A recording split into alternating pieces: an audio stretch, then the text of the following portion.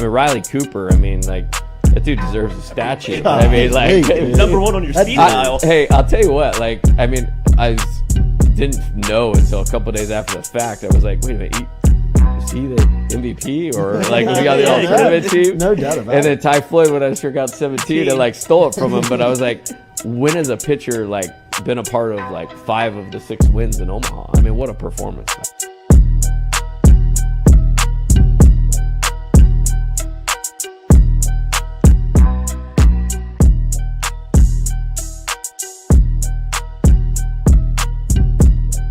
Coach, it's great to meet you. Thanks, sir. Thank you for the time. Pleasure. Yes, sir.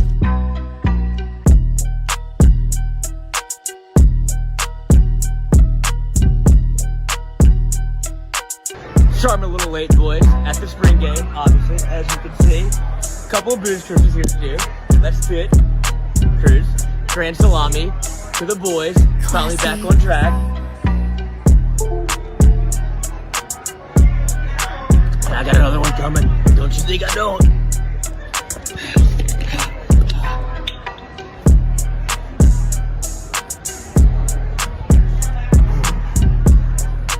And that's how we roll in Tiger Stadium. Just watching the spring games that were on television, one thing that jumped out about your squad is your quarterback room is very talented compared to a lot of the league and a lot of the country. I wonder, is it easier to recruit that position when you have talent or when you don't have talent?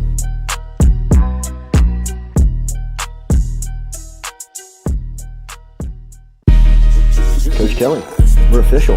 Finally, I'm get a telling chance to meet you. Thought I had to get a private audience with the Pope. There's Jordy. Monday through Friday from 7 to 9. Yeah, you see the notification, we about to go live. We got all your favorite guests, we got them in line. It's the Jordy Culotta Show, come have a good time. Tearing up, answering the question, and I thought, my God, if Chica is offered this job, she's going to take it. It's just a crazy, fun time at LSU right now. Isn't this what everybody loves? From the boot to the east to the west coast, no matter where we at, we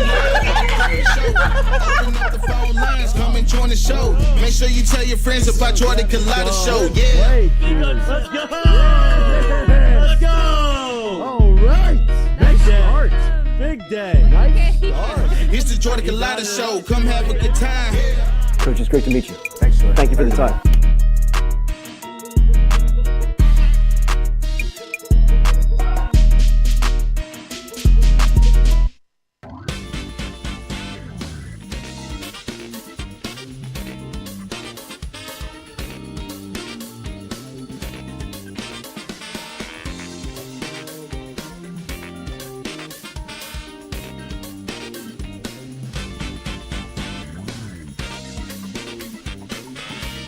All right, welcome in to a Wednesday edition here on the Jordy Culotta Show, as always, built by our friends over at RMB Builders. Shout out to Rhett Bourgeois and the crew over at RMB. You can find them online at rmb-builders.com or search them on Instagram at RMB Builders. We are live here on our campus of Click Here Digital over on Interline in between Drusilla and Airline in Baton Rouge, Louisiana. They're online at clickheredigital.com.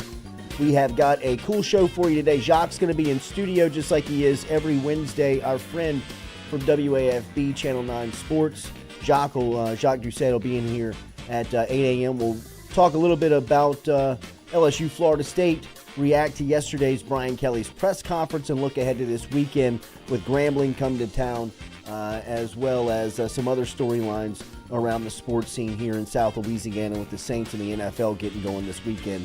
And we will talk to former LSU legend, Super Bowl champ Michael Clayton coming up here at 7:30 this morning. Of course, Mike, a Baton Rouge native and a captain on the 2003 National Championship team, and a friend. He will be here at 7:30. We will video call him at 7:30 this morning. Get his reaction to this weekend around football. We will also just catch up with He was my first. Michael Clayton. Yeah? He was the one that did it for me. Really? Yep. Is that your first kind of true memory of LSU football? Yeah. No. Yeah, I mean, obviously, I remember like 2002, and I remember going into 2003. But he was between Brady James and Michael Clayton. That's when it's like, oh, LSU has got some dogs, some players. Yeah. And Michael Clayton was the one that you wanted to watch every game. I thought So far to the fact that I drafted him in fantasy football the first time we ever played it in the first round his rookie year. I was like, oh, he's going to be good. This is not a dynasty draft. This was just a take him and you have him for 1 year, but rookie of the year. Clayton is, he and I are a year apart, so we played against each other growing up. I mean, our entire life pretty much. And, I mean, if you are from Baton Rouge around our age, I mean, 40-ish, you remember the legend of Michael Clayton. I mean, like, he was one of these guys that was so natural that he could just do everything and make it look so easy. In fact, the first media assignment I've ever had, I was ever assigned in my life, was from the Otter, Jimmy Ott, who was running the Press Box show back in the day on 1300 WIBR, and he also televised it. How about the Otter? This is like 2000. He's doing his radio show on TV. Like way ahead of his time. We're on the Pelican we're on the Pelican network. And he's like, look, we need to start doing some features on this TV show. What can you do? And I'm like, well, I know Michael Clayton. And at the time, Clayton is the #1 wide receiver in the country. And he's also like a top line basketball recruit. And so it's basketball season and it's getting close to National Signing Day. And Nick Saban is on the job now for a year. And this is like Saban's first recruiting cycle that he's had like a full 12 months to recruit the class. Like if you remember, he got the job, a lot like we've seen jobs turn over. You get the job in like January. You got to put together a class like real quick for February. And then you're, go through the season and recruit and do all this stuff. Well, Clayton, Spears, Marquise Hill, all these guys are like the first recruiting cycle. Andrew Whitworth that, Saban has the full opportunity to go out there and recruit. He is in love. Saban is in love with Clayton. I mean, like Clayton is a must get in the class.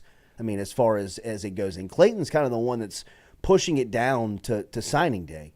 I mean, everybody that's close to him knows he's going to LSU, or feels like he's going to LSU. But the school actually that was making the late push was Florida State, was Bobby Bowden. And they were making, things really interesting kind of the closer that it got to signing day.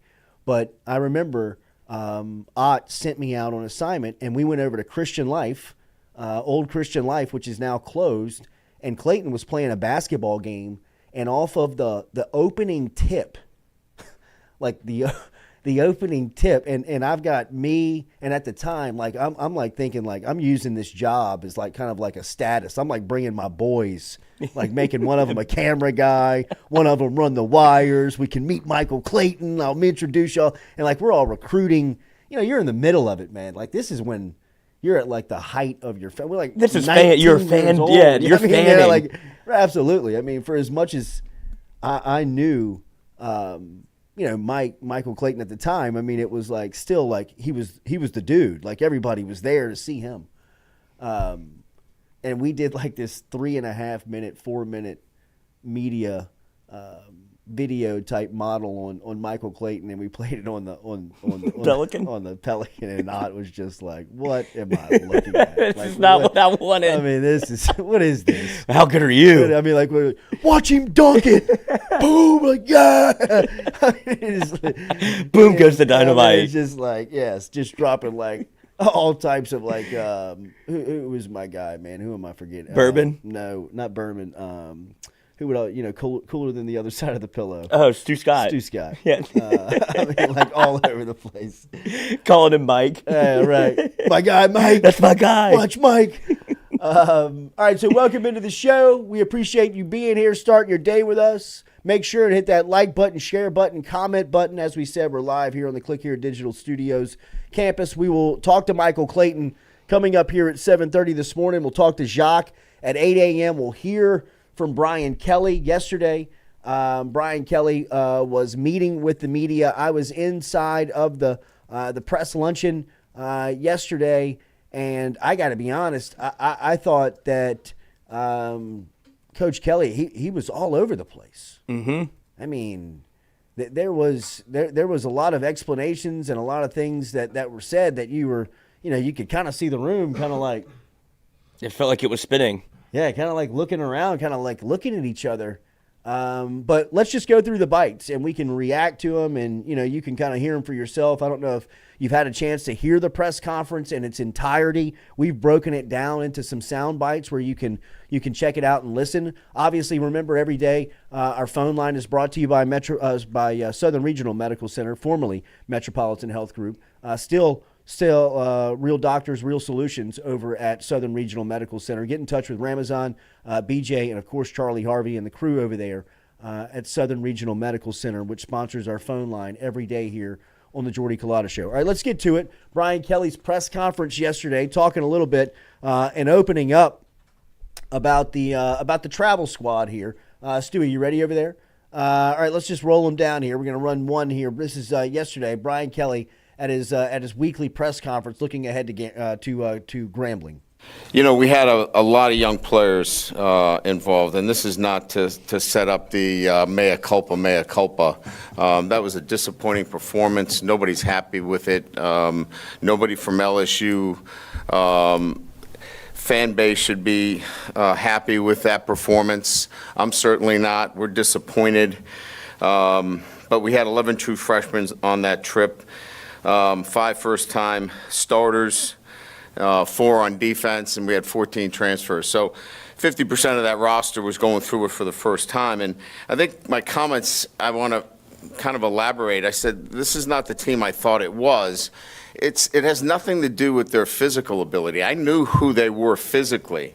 But, when you're playing and competing at the highest level, this is about a connection between the mental and the mental preparation, the mind and the body. And there was a disconnect there. The disconnect was, it's a hard game.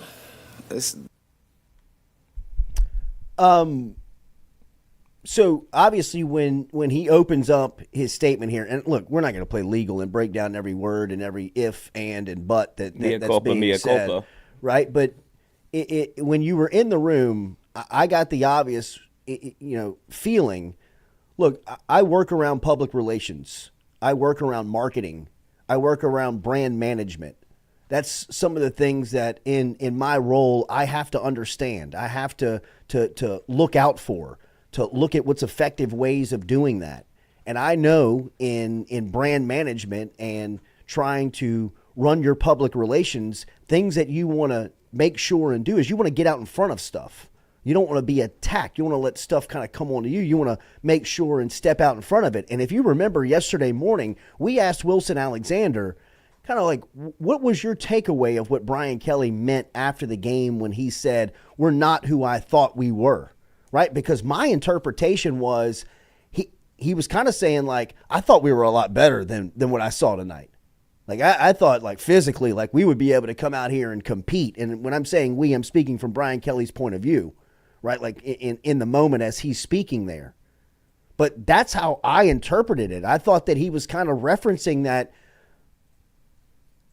they're not as good as they thought that he thought they were. It's the first time he's been on the podium, and it looks like he's still searching for answers. And that's raw, right, after the game. Like you feel that raw cut after the game, and you kind of spew what you're really feeling in those moments. And as good of a communicator as Brian Kelly is, and he is really one of the best communicators I have ever seen in the role of LSU's head football coach, and really from my position of kind of a quasi-media that I've covered. I mean, he is a great, fantastic communicator, and I think in that moment after the game, you kind of catch him in a raw moment where he may have his guard just a little bit down. Not that you'll ever find him exposed in those types of moments, but I mean, maybe he says some things that normally he wouldn't say after a day of thinking about it.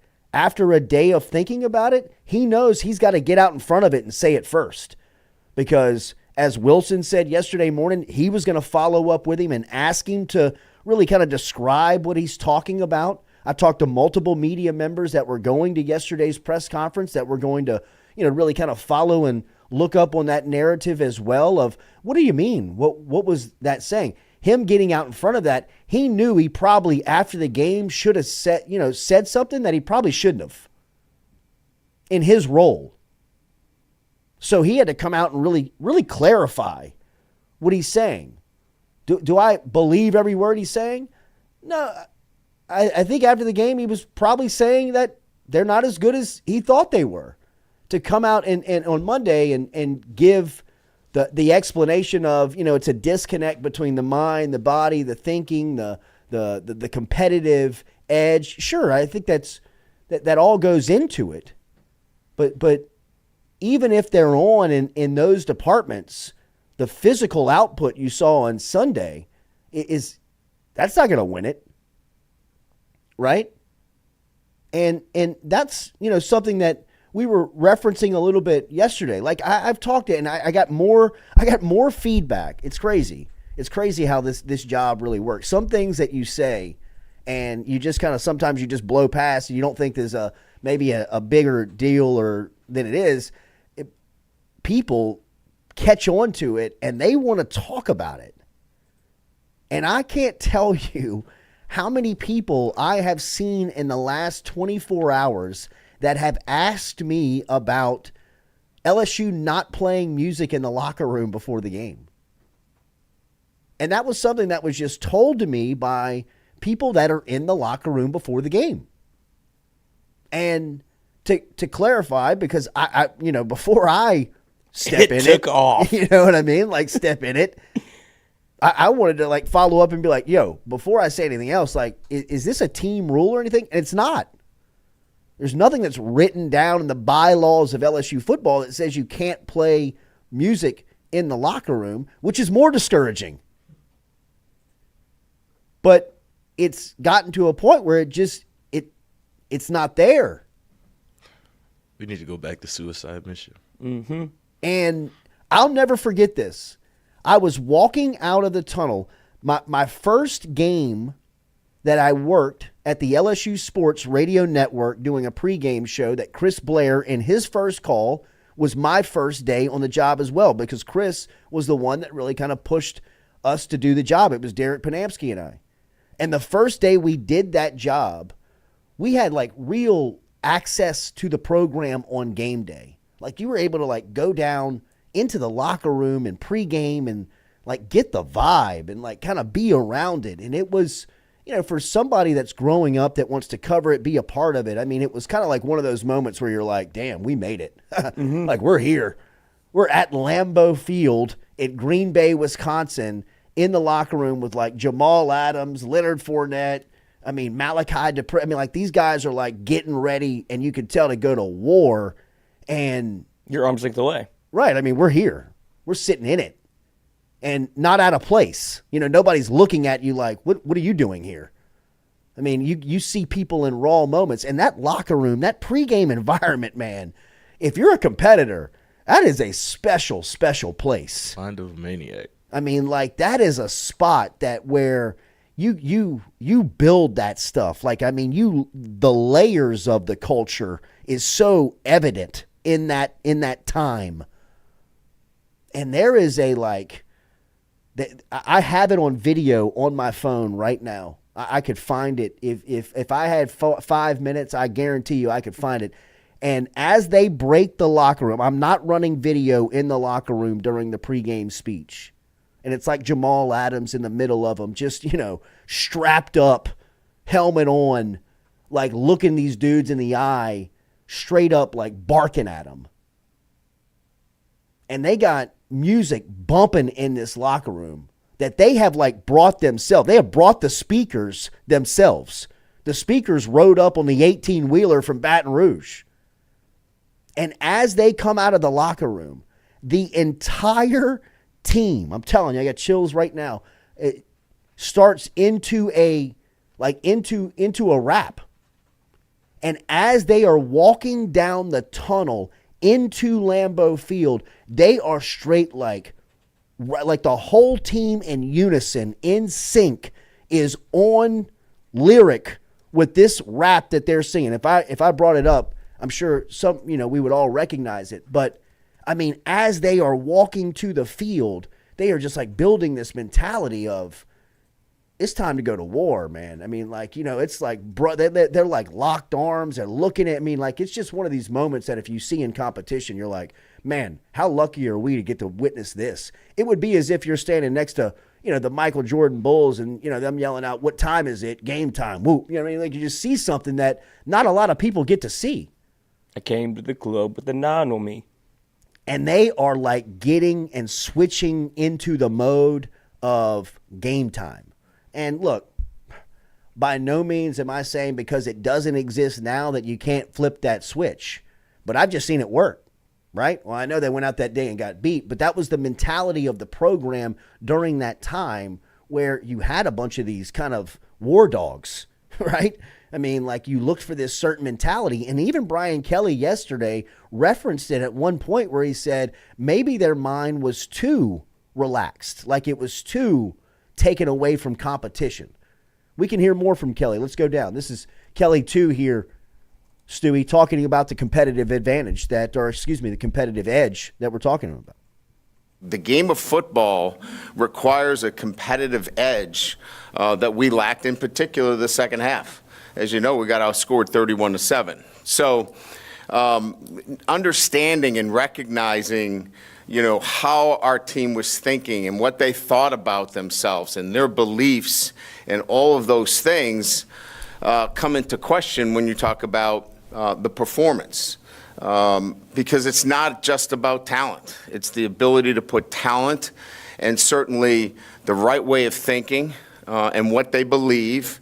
And certainly that belief was misguided. And that falls on my shoulders in terms of messaging, in terms of how we get our players to understand that this game of football is very difficult. It's hard to win, especially when you're playing a top 10 opponent.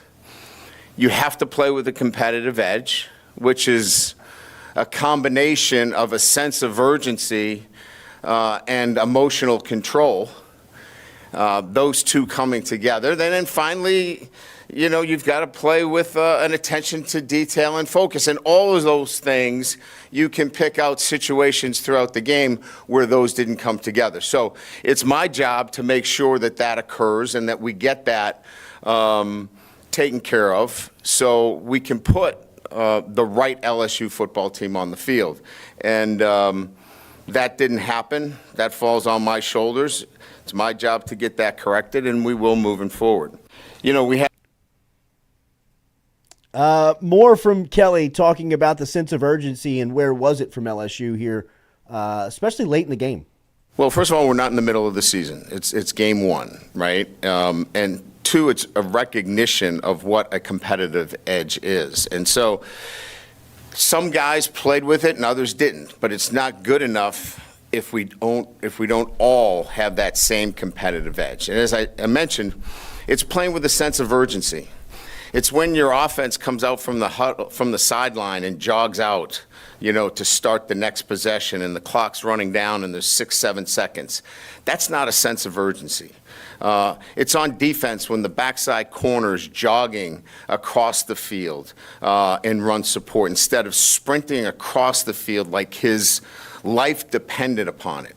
So it's coaching that. It's showing that on film. It's doubling down on the importance of playing with a sense of urgency and having the emotional control so it doesn't spill out into 10 penalties like Florida State had. We had 2 penalties in the game. So we probably had too much emotional control. So it's the balancing act of those 2 things and knowing that we're early in the season and just have to make sure that we're accentuation on the most important facts. And that is one of the important facts. So the game of So real quick, and look, I'm not trying to be overly critical, and I'm not sitting up here trying to play legal and the guys on the witness stand, and we're breaking down every word he's saying. I'm just saying that he's been LSU's football coach now for going on, 16 months? And that is the first time in a press conference setting where I've seen him really kind of talk in circles a little bit, like kind of keep saying the same thing. Like, how many times have you heard him say that he's accountable to it and that it falls on his shoulders? Like, not to be rude, and I'm not saying this rude, but like if I am managing public relations for him, I would say to him, like if I was on his team, I would say, yeah, we heard you the first time. Like you keep saying the same thing, the people are just going to take away that you keep you're running to this one corner, and this is what you're settling on, right? And in Brian Kelly's communication tactics, which even he recognizes throughout this press conference, that he's very measured in what he says, he's very respectful in his approach, and he's very understanding of his subject. He's not going to talk out of turn. He's not going to say and talk about things that he doesn't know about. And in covering him, it's always been refreshing. It has been. If I'm covering him and trying to be consistent in what I am saying, I have said that he's one of the most the best communicators that I've seen, especially on leading LSU. Yesterday was different. I mean, even that soundbite right there. I mean, he mispronunciates a couple of words. He kind of talks around himself a little bit, talks in circles a little bit. He's kind of deeply breathing into the microphone more than usual. It's just, I'm just recognizing. I'm not saying that it's one deal or another, but that's different. Yesterday's press conference was different. And here was the answer yesterday that I really thought, really? And this is the answer on Harold Perkins. And I thought Cobble asked a question beautifully. He said, can this team afford not to have Harold Perkins see ball, hit ball? And here was the answer. Well, certainly a question that we have talked about. There's a lot going on. And you could clearly look at Harold and what he's asked to do versus, lining him up off the edge. Player development has to be thought about. Where he goes at the next level has to be thought about, and then impacting our team. So I think that there's a happy medium there that we could probably strike, and we've already begun to look at how we can be most effective for Harold and for LSU. Well, first of all, we're not in the. How much is it really the responsibility of the college football program to make sure that there's an established position for the player at the next level? Like, I'm asking, I'm curious. Asking for myself. Like, really, I'm wondering that. Because I would just imagine that the first priority of having a player inside of your program is to win football games with that player. And wherever that player can help you out, that's where you got to put him. Like when he checked off the priority list of where Harold Perkins and the responsibility of the program, the first thing he said was player development. The second thing he said was where he fits into the next level. And then the third thing he said was trying to win games with LSU. Like, that can't be the priority list, right? I mean, if Harold Perkins is a sophomore in college and he does one thing exceptional right now, and you're going to get away from it because it may not fit him best at the next level, to me, that makes zero sense. None. Like, how is that? You're being paid by LSU to win games at LSU. Harold Perkins helps you win games now by getting to the pass rusher. He can't help you best by playing in the middle of the field. What are we doing? I mean, like, really, I'm not trying to be disrespectful. I'm just saying, like, that explanation was, if I was the bosses, I would be like, say what? What do you mean? Like, if he does what he's supposed to do at the college level, like he was on track to do after last season and continuing to do what he does, there's no way that the next level won't recognize that he can help. And every coach at the NFL level is the most arrogant person I've ever met. They're going to take Harold Perkins and say, we'll make it work. It's not because, did you see him play inside linebacker at LSU his sophomore year? Yeah, I mean, at this point, yeah, we did. He can't do it. You see him get off the edge his freshman year? Yeah, we want him now. That explanation I thought yesterday was, huh? Why is it your responsibility to make sure he has a position at the next level? If you just develop him and make him the best player at LSU, there's no way the next level won't recognize that. Right? I mean, am I crazy? I think that's am part, I crazy? I think that's part of what development is, though. They know what he can do coming off the edge. It was a chance to show. I mean, that's part of how you recruit, right? You want to be able to say, we developed him. We got more out of Perkins than him just being an edge rusher. Did it work? I would say no, it didn't work in the first game. But it was also, if you have an opportunity to play, like if it would have been Grambling week 1 and you saw Perk in the middle, it's a non-issue, right? It's because of who they played and how it happened and how it looked. And I think it probably got away from them a little bit when you look at the numbers, and that bears out where he's in coverage 24 times and rushes 7. Like, I'm sure they didn't want him like that to where you could scheme him out the game. That was the biggest question mark going into it, which is why they moved him to the middle, was to avoid situations like what happened in Tennessee, what happened against Texas A&M, where you can scheme Harold Perkins out the game where he's such a factor. But when he's only doing one thing and that's coming off the edge, it's hard for him to impact the game every single Saturday. But if you put him in position to be able to impact the game, which is giving him more responsibility, that's where I think that BK's trying to find that, whereas like there is a happy medium, but you can't let the offense dictate what happens with Harold Perkins. If it looks like it did Sunday night, you scratch it and you go, okay, look, this isn't working. This isn't working tonight. Go rush the passer. I think I think they're overthinking what, and I don't. Yeah, I mean, obviously, like I said, you want to develop. You want to be able to show that, hey, when you come to LSU, not only are you going to be able to thrive at what you're good at, we're going to get you ready for the next level, and that's a great recruiting pitch. Sure, it is, but I mean, you can't force him into a position that he doesn't fit now, that he may fit later at the next level. Right, and I think they should have addressed that during the game. That's where I think a lot of people are frustrated with Matt House is there was no adjustment.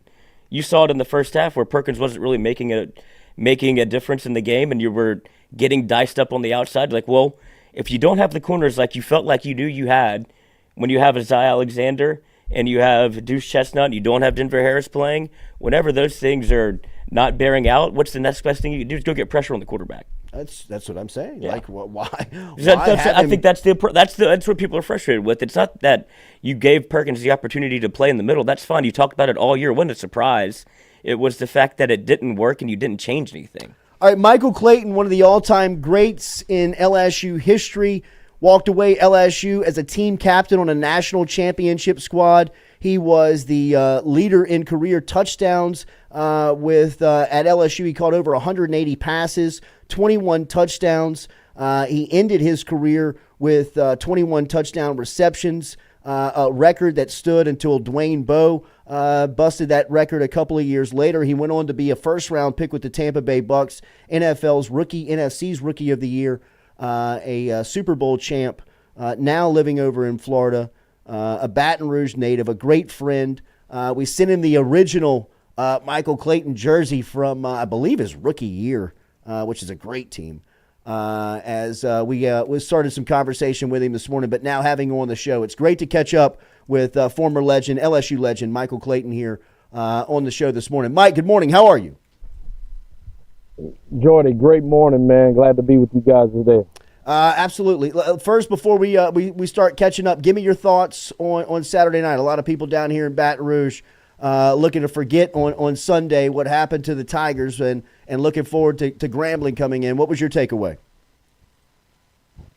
Yeah, being a Baton Rouge native and a former LSU Tiger who lives in Florida, it wasn't the most impressive performance by our Tigers, but it's a long season. You know, I have all the faith in Brian Kelly because due to his character and how he was able to come in and kind of set himself up last year.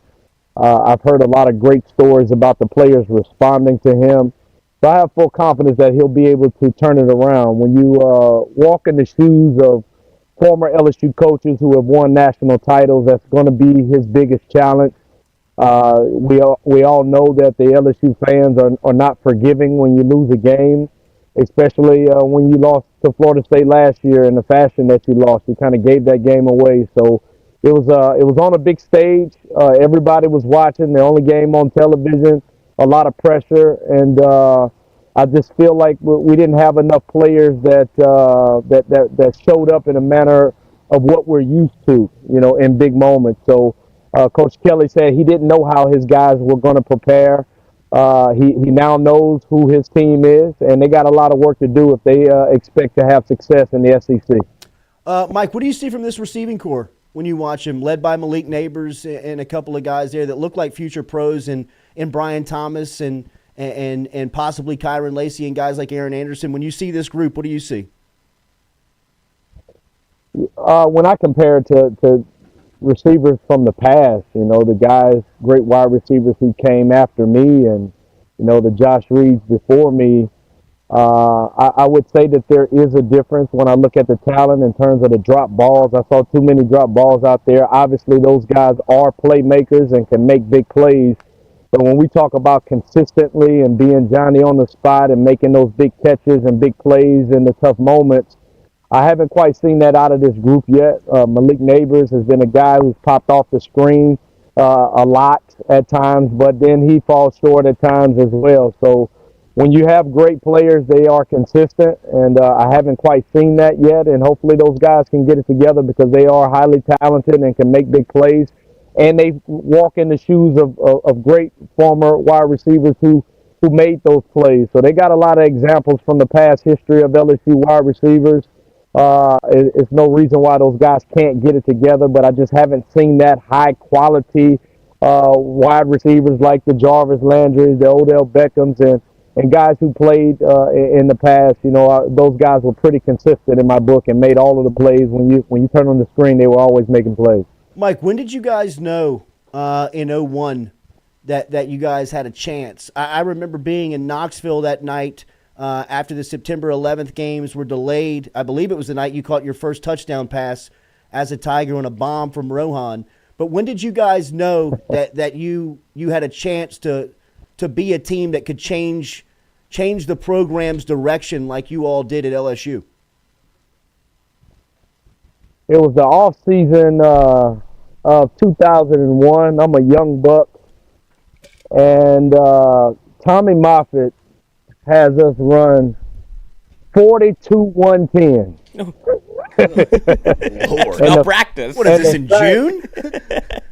And the fact that we survived that day let me know that we had something special. We couldn't bend over. It was a high standard, and Tommy Moffitt made sure that we were always in the best of shape. And after surviving that, I knew that we weren't going to be beat by a lot of teams. We got our butt spanked against Florida in the season opener, and we were able to turn it around and go in and win the SEC my freshman year. So that set the tone early, and every offseason the standard rose and rose, and we got better and better.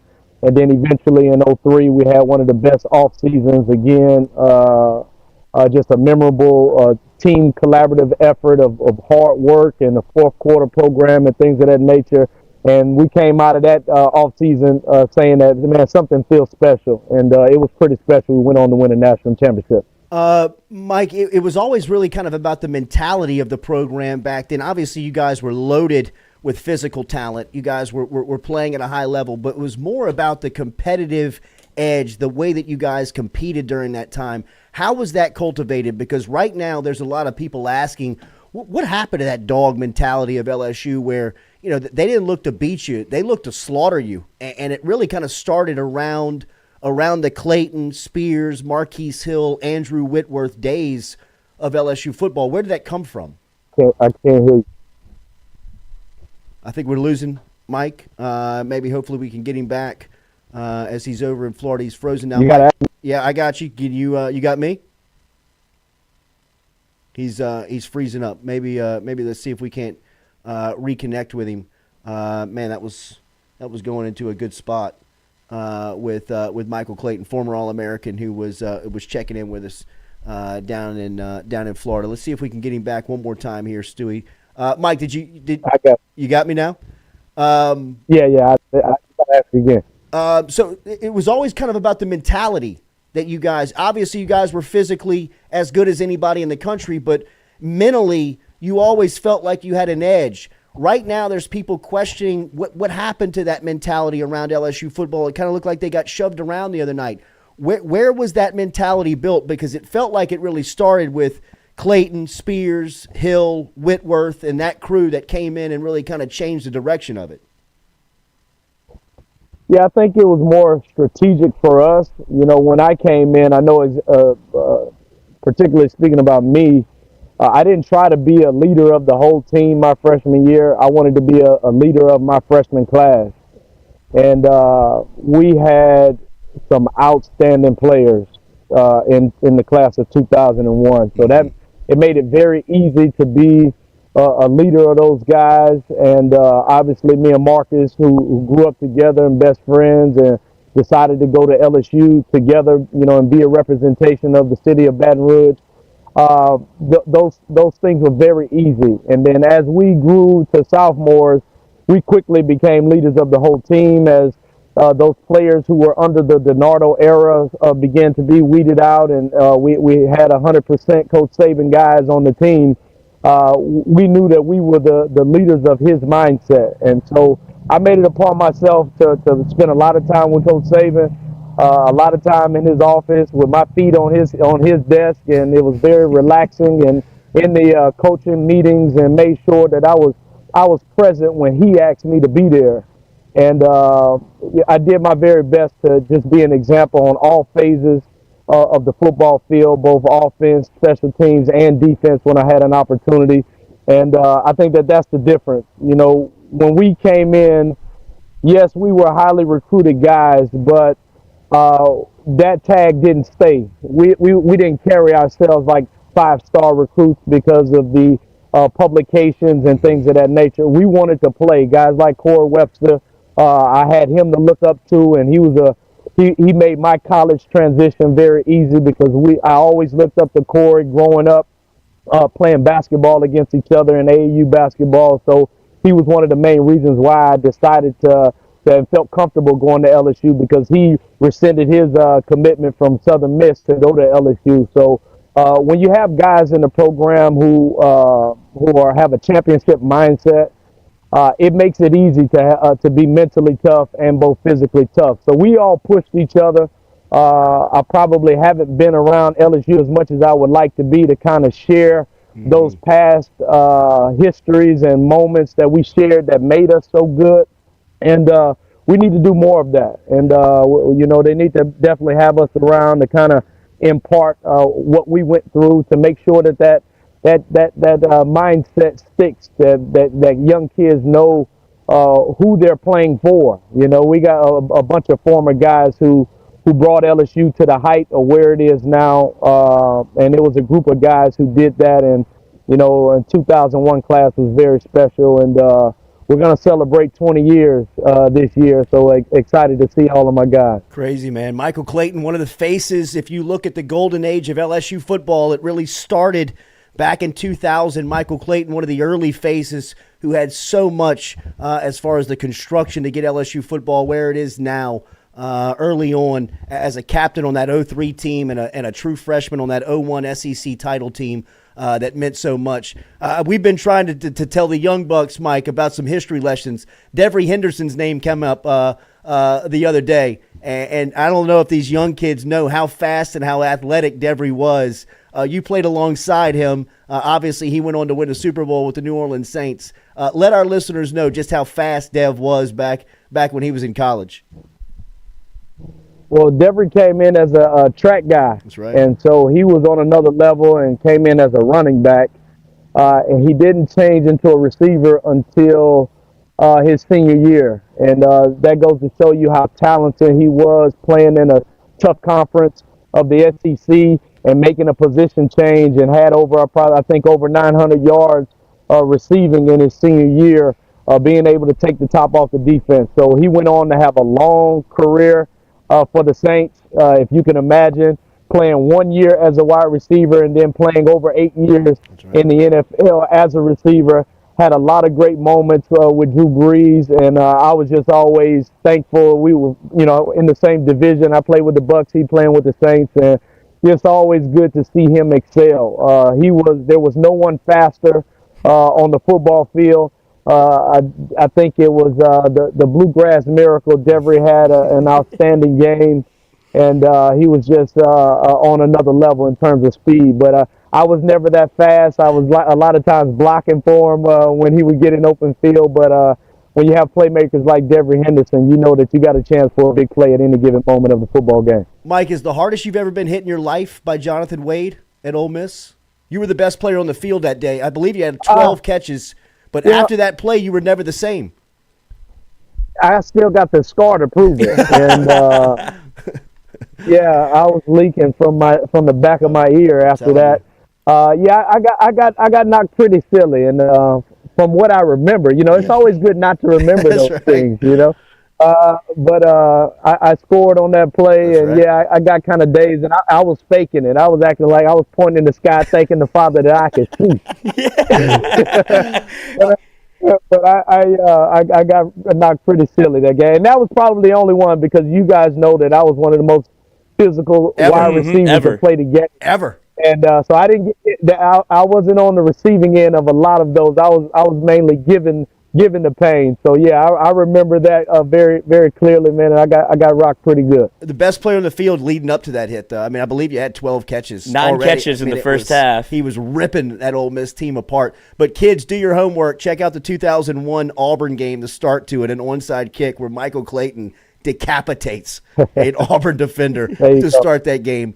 Mike, one more. I'll get you out of here. Trey'Dez Green is one of the top recruits in the state this year. He is out of East Feliciana and transferred over to Zachary. He's a tight end, and he is really a basketball prospect. He's going to try to do both at LSU. I always reference you, Spears, and Webster, 3 of the best high school basketball players I've ever seen come through this state that were football players as well. I always say, if you guys couldn't do it, it's tough for me to believe somebody out there can do it. How tough is that to pull off D1 basketball and D1 football and play at a high level? How tall is he? He's 6'7". Oh. Yeah, big tight end. Well, that's a different standard. I was 6'4", Marcus was 6'5", Corey was 6'3" or 6'2". Yeah, we excelled on the basketball court, but when it came down to it, we had to make a decision, a business decision. Yep. There were many guys in college basketball who were 6'3" and 6'5", and at the time there weren't a lot of 6'4" wide receivers. So I made a business decision. I remember Marcus going to practice after the season was over. He went to practice, a basketball practice, for about 2 weeks. And I was sitting back with a hurt back and body just tore up from my freshman year of football, and I was relaxing, and he was going to basketball practice, and I would look at him like, man, how are you doing it? Mm-hmm. And that only lasted for about 2 weeks for him before he hung it up as well. So it is you get a phone call. Different. It's a different monster to play 2 sports. Obviously, being 6'7". Gives you an advantage on the basketball court, and if anybody wants to do it and can do it, hey, to each his own. I'm not the one that's saying that he can't do it, especially being at 6'7". He's probably going to have more success than we would have on the basketball court. So that's a decision that he has to make. The tight end position is not the most physical, dominant position on the football field, so he won't get beat up like some of us. I wish him the best. Michael Clayton, an all-time great, a Baton Rouge legend, and now still a great representative of LSU. In the mail today, my man, head your way for a signature. We appreciate it. Great to see you. All right, there's Michael Clayton, former All-American, checking in. Just in time. That thing bugged out right at the right time. Right time. All right, it was great to hear from him. Remember, daily, we're brought to you by Go Roof, online at GEAUXroof.com. Get in touch with Go Roof today if you need a brand new roof. We've told you, and you've known about the weather that's come through South Louisiana, and they serve all of South Louisiana for you over at Go Roof. But if you have hail damage, if you have wind damage, if you have roof damage, you may not know if you have any of that, give a call to the professionals today over at Go Roof. Call them at 225-927-8300. That's 225-927-8300 to get in touch with a professional today and have them up on the roof by this afternoon. Online, GEAUXroof.com, GEAUXroof.com. Count on them for roof repair, roof installation, roof maintenance. Go Roof has been providing roof experiences and services to residential and commercial customers in South Louisiana since 2005. They offer free quotes. They offer free and quick roof inspections for you. They've got over 15 years of experience. They're licensed and insured, and they've proudly been supporting our community and South Louisiana for a long time. Residential roofing, commercial roofing, roofing repairs. One call, Go Roof, 927-8300, 225 area code 927-8300. A beautiful roof every single time over at Go Roof, GEAUXroof.com, GEAUXroof.com. Glad to see that Michael Clayton has not gotten lost in the shuffle with LSU having so many good wide receivers recently. It still feels like he gets the respect he deserves because he's like OG Mount Rushmore. Absolutely. He's still there. Oh, yeah, hell yeah, good. I'm glad I got to hear it then. But, I mean, you don't have LSU get to where it is without people like him in that recruiting class. People don't understand how important the recruiting class of 2001 was in the history of LSU football. And if you can go back to that time, and I remember it very vividly, Michael Clayton, Marcus Spears, Marquise Hill, and that crew were so important to the future and to the present day back then of what LSU needed to accomplish. And if you go back and think about the great games from 01 to 03, I mean, like, think about how much those guys have their thumbprints all over the program during that time. I mean, Clayton's 03 season, I mean, he was dominant. He was as reliable and as big of a playmaker as there was in college football. I mean, I would have loved to have seen him, selfishly play for 4 years, but he had to leave. He was the 15th pick in the draft. I mean, he was the offensive rookie of the year. I still remember the College Game Day feature they did on him. I think he had like the All Eyes on Me tattoo, and they did a big feature on him on College Game Day. And to have that as a sophomore, get that tat, like, that you're going to be something special if you're saying it like that. And he was that dude, man. I would love to have seen him what LSU did on offense in the early 2000s was pretty impressive considering what everybody else was doing. It was pretty spread out, and then you added a Justin Vincent into the fold, and it just became an absolute force. And that defense, obviously, with Marcus Spears and everybody on that side of the ball. You had LaRon Landry starting as a freshman on that 2003 team. His freshman year, that offense in 01, Jimbo, Rohan, Josh Reed, and Sling the pill. And Michael Clayton and Jarrell Myers were the other wide receivers, and they were just getting one-on-one the whole time because everybody was trying to take Reed out of the game. And you also had, like, Dominic Davis, who you had to worry about coming out of the backfield. I mean, Rowe threw for, like, 3,000. I mean, like, they were chopping up record books back then. All right, back to some present-day stuff. We heard Brian Kelly speaking about Harold Perkins and LSU. Here he is talking about the offensive line and the rushing attack from Sunday's game versus Florida State. We weren't, obviously feeling as though we controlled the line of scrimmage by evidence of our inability to be effective. But we got to run the football too. We didn't establish the run the way we need to, and I mean by striking on a much broader front. We've got to run it inside. We've got to run it outside. We've got to be much more balanced in terms of a running attack. Jaden Daniels can't be our leading rusher week in and week out, so our backs have got to touch the ball. So there's got to be more balance there to get a true evaluation of the offensive line. I mean, when you're talking about just a couple of carries for each back, and you're talking about read option situations with the quarterback, it's harder to get a full evaluation. But in those crucial situations, we've got to be better. There's no doubt, and like I said, there's improvement from the head coach all the way down to our manager that has to be made here from week 1 to week 2. Here he is talking about the defensive backfield, and I agree with that take totally. We said that yesterday. If you're going to be evaluated and you're going to be analyzed on running the football, then you got to run the football. 11 rushing attempts is not going to cut it.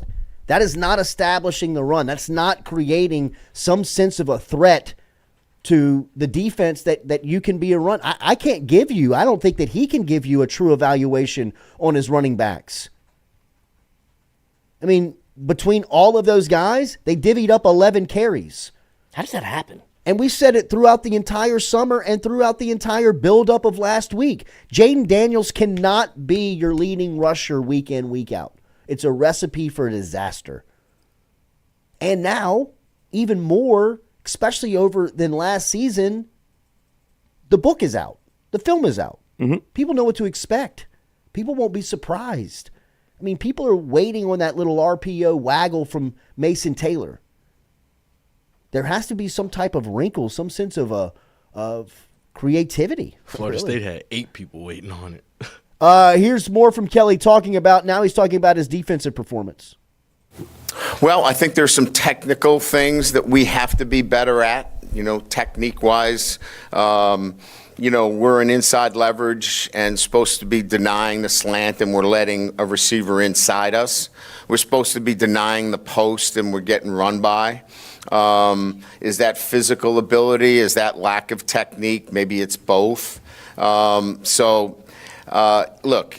we knew that there were going to be some matchup issues. I want to go back to where I started. And when I say this game of football is hard, it requires such an attention to detail when it comes to it's not just about your ability. You have to apply the technique and the traits necessary if you want to succeed in this game. And we just didn't do a good enough job, whether it was at the cornerback position or whether it was at the safety position. If you're supposed to be in a particular position, you need to be there. And that's where a number of things broke down for us, and in particular at corner.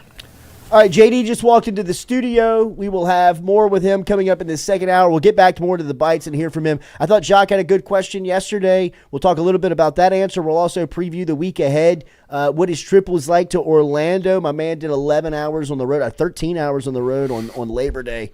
We'll talk to you about that road trip next to Darren DeQuano, and get an update on the Cecil Collins documentary that all of you have been curious and asking about. The trailer is, good Lord. 10 out of 10. Drop that thing, why don't you? All right, remember, daily we are live here from Click Here Digital Studios. Click Here Digital, located right here in Baton Rouge, Louisiana, can help you out today with your full stack digital marketing plans. If you see a Google ad, if you see a Facebook ad, if you see an Instagram ad, if you see a social media ad, and you wonder, where does that come from? How do they know that I like this stuff? How do they know I'm interested in this stuff? Because the people over here at Click Here Digital know how to find you. They know how to move the bottom line for the businesses that they represent. If you're a business owner, if you want to find out more how digital marketing works, get in touch with me. You can contact me directly, Jordy at clickheredigital.com, Jordy at clickheredigital.com, or you can find out more. Just surf them on the web, clickheredigital.com. JD, Jacques Doucet from WAFB, next here to lead off the second hour, Jordy Culotta Show, built by RMB Builders Daily.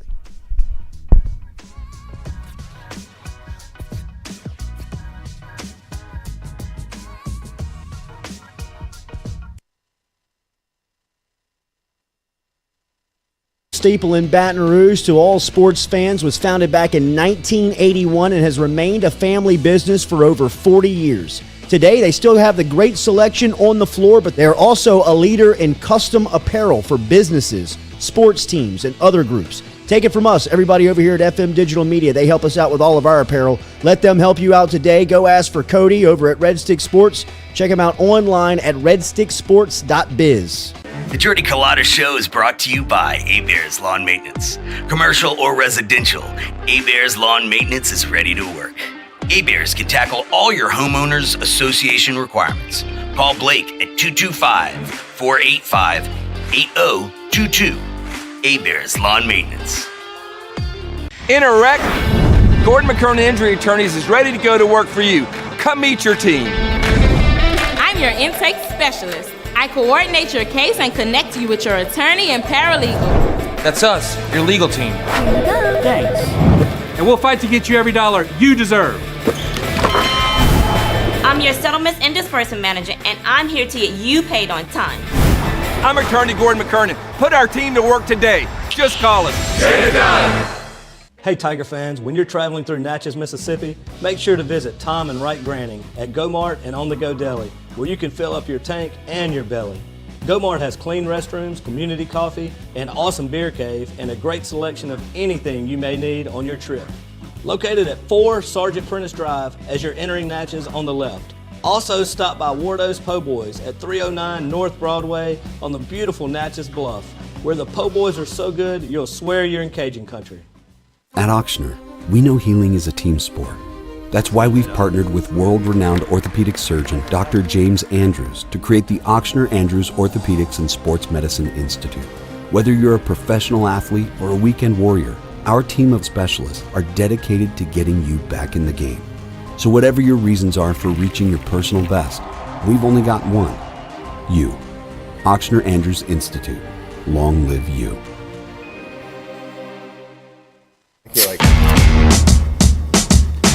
Is it time to wash your house or business? Call the pros at Hydro Wash today. Get them out with their low-pressure, soft-washing cleaning approach. From commercial buildings, rooftops, and residentials, Hydro Wash is ready to get your place shining. Find them on Facebook or call Curtis at 225-933-7068. Take it from me, Hydro Wash came by and made my house look like new. What was best was the professionalism. They picked up everything, made the clean, and then put everything back to where it belonged. Get in touch with Curtis today. Call him at 225-933-7068 or find Hydro Wash on Facebook. All right, buddy. Make it a good shot. Oh, yeah.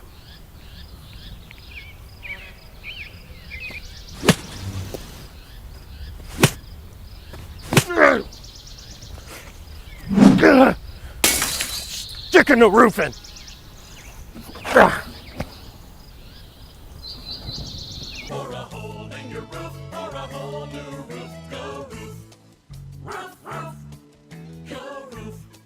Hey, Greg, roof up?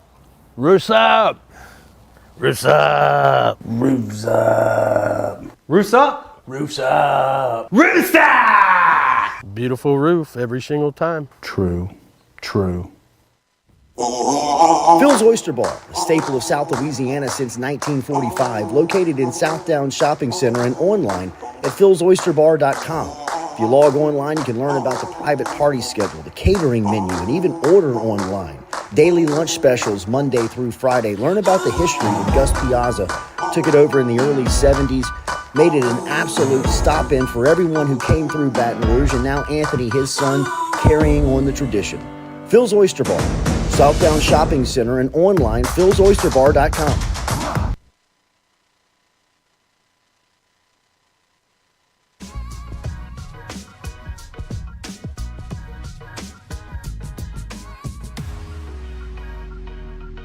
All right, every Wednesday we talk to one of our friends here, Jacques Doucet, of course, from WAFB Sports. You can find him on the desk always, and you can find him on Twitter. He's a great follow, at Jacques Doucet, and, of course, every Wednesday right here on the show. Good morning, buddy. Good to see you. Good morning, guys. How's everyone today? Doing good, doing good. Tell me about that travel schedule. So you travel through a hurricane there, and then you travel through a little bit of the debris on the way back. Hopefully everybody was good. I know it was kind of a rural area, right? Yeah, I don't want to downplay it. I mean, it was a 6-day trip altogether. We left on Wednesday of last week. We have a lot of gear, sandbags, cameras, sets, tripods, all this stuff. So, Darren rightfully didn't want to fly and have to deal with an airport and all that stuff. So we drove over Wednesday. The hurricane had just passed through. We had to get off the interstate twice. There were some rural areas outside of Tallahassee, a lot of trees down, some small towns that were damaged, and not downplaying that, but overall I think it was about as good as we could ask for getting there. Mm-hmm. And did a live special there, did a lot of stuff with fans, and covered the game. And then I came back on Labor Day, which a lot of bad traffic around Mobile before we got back. But drove through a hurricane and drove back through a depression. Very nice. Yes, thank you. Very nice. Yeah, I mean, I will say this. I'm not pointing the finger at anybody, but LSU fans did not travel for this game. This was a true road game. Last year in the Superdome, it was about 60-40 LSU fans. I think Florida State sold their 35,000 allotment last year and brought it to the Superdome. In this case, there were some LSU fans there, but you could have been playing in Tallahassee because it was all scarlet and yellow for the most part. And maybe some LSU fans are tired of these neutral site games, or they went there 8 months ago, or went in the previous 2 bowl games before that one. But I think they're going to travel to Vegas in huge numbers next year. But anyway, it got off to a great start. Very similar. You remember the year before, Jaden Daniels scrambled for like 30 yards on the first play. Mm-hmm. Yeah. And this beautifully designed play to Trey Bradford, who was the first running back on the field. Very interesting. Then a nice little rollout to Mason Taylor, and we're in business. And then a very fortunate roughing the passer, I guess, or personal foul. You're first and goal at the 1. 3 times. 3 times. And you don't score any points. So, despite that, and then a 4th and 1 at the 11, at their 11, you don't score on that either. You're up at halftime. And then in the second half, Florida State makes the contested catches. LSU drops the routine passes. And then by the time Malik Neighbors slips and falls and they intercept the pass, that was pretty much church, and then the roof caved in from that point forward. So I listened to you guys riding back, and certainly when you get outscored 31-0 at a half, the word quit's going to come up, and people are going to question your effort. And I pose this question to you, Jordy, as part of this discussion. How much did LSU's 63-7 bowl win over Purdue change our thinking on this team going into the year, as opposed to if the last 2 games of the year would have been, getting boat raced at Texas A&M and then kind of getting out-muscled against Georgia?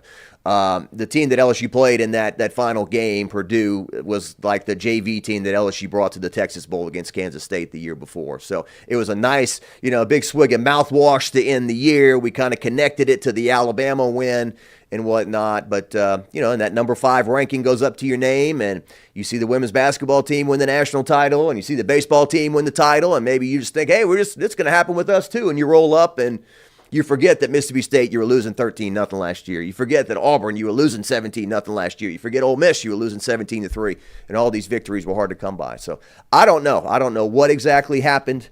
But it was not good. And I think the playoff talk will go away for a long time, and that's good. I think they all just need to look in the mirror and say, hey, we can have a great season. It's not an SEC game. And you only dropped 9 spots in the rankings. Yeah. If you win some games and you're going to be back in the top 10 in no time. So that is a positive. But obviously they got a lot of things they have to fix. What did you make of the quarterback play? I thought he played a pretty solid game. I don't want to point the finger at young athletes doing their best. Kyron Lacey dropped 3 passes. I heard you talk about the one. If he catches that one in the second half that hits him right, he's probably going to be It's first. a different game. It's a different.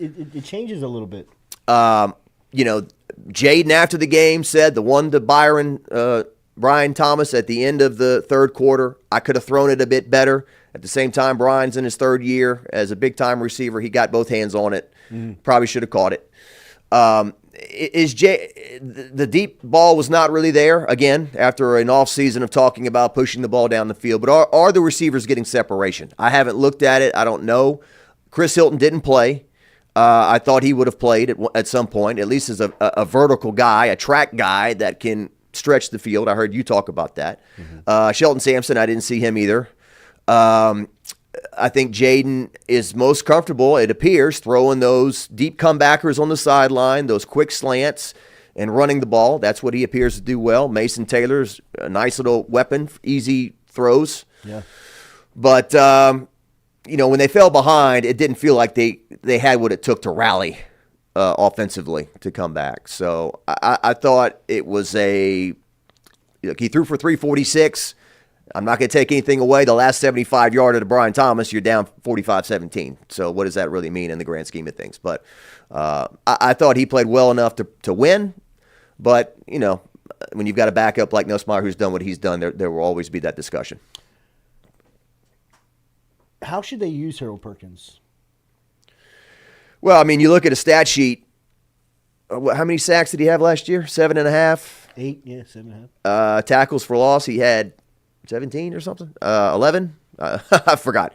But in a game in which he gets no quarterback sacks, no tackles for loss, and he doesn't even have a quarterback hit. I don't know if they don't feel that it's the whole robbing Peter to pay Paul. They don't feel good about their depth at middle linebacker, that they can't put somebody else there and put Harold Perkins on the edge or move him around.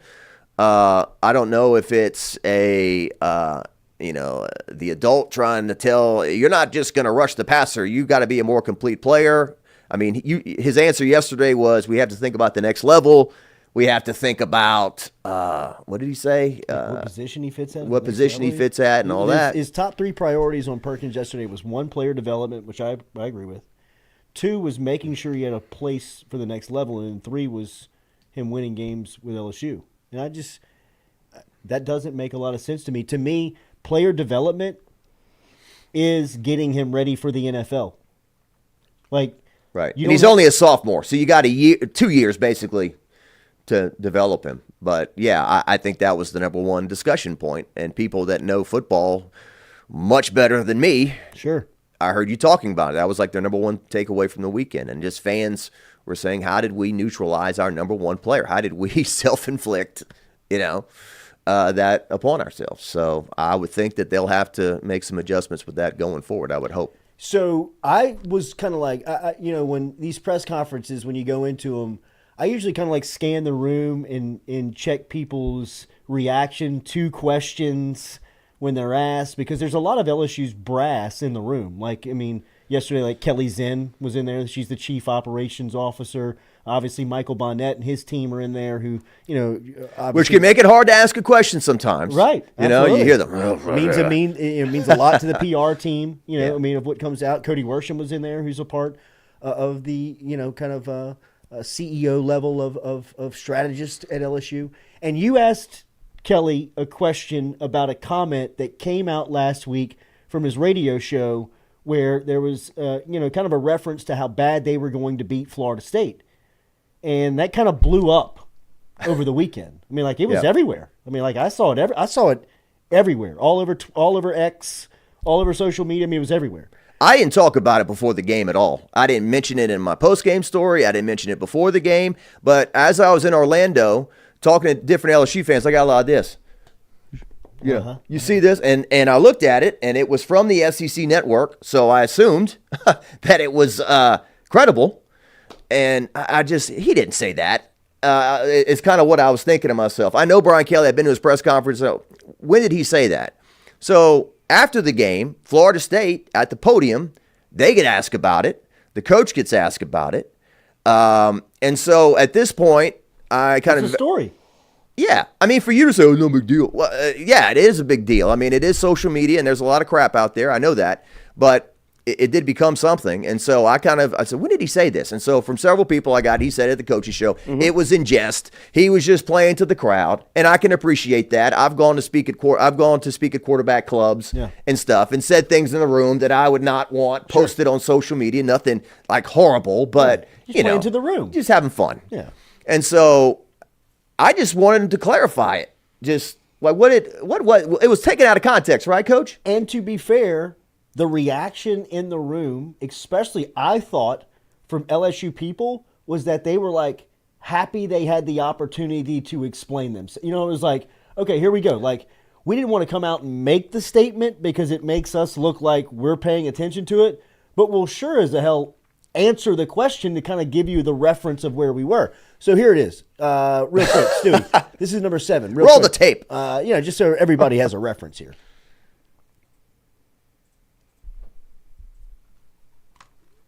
This quote that was going around, we're going to beat the heck out of Florida State.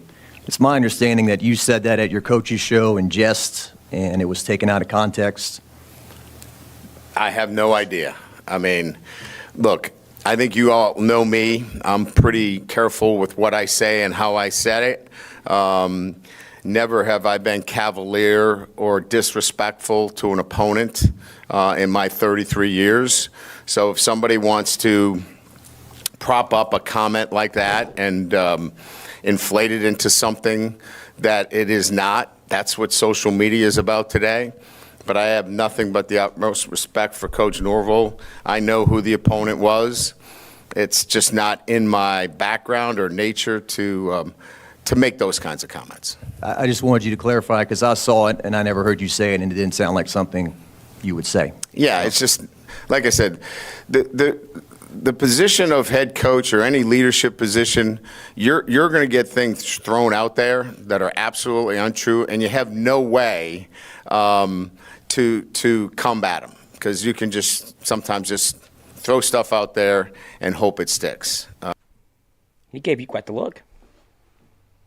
I mean, I wasn't trying to badger him. No, I wasn't. But I agree. I with was everything trying you to said. clarify that this quote that had gotten thrown around had been totally blown out of proportion. Right. And was a big nothing burger to just because I just felt that over there it became this storyline. And did it have anything to do with the outcome of the game? No.